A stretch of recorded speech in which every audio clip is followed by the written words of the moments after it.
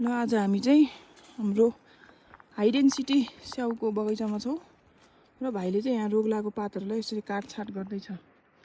कति थरीको स्याउ छ रे सौगात यहाँ भन् त? यहाँ 3-4 थरी छ। कुन कुन? गोल्डन छ, फुजी छ, किङ छ, गाला छ। ए कतिवटा बोट?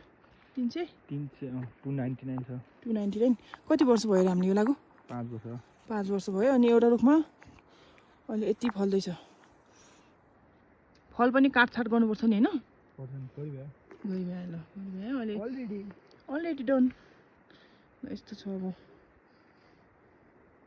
4-5 वर्षमा बाह्र भाइले एकदम दुःख गरेर यत्रो फलेको छ अहिले।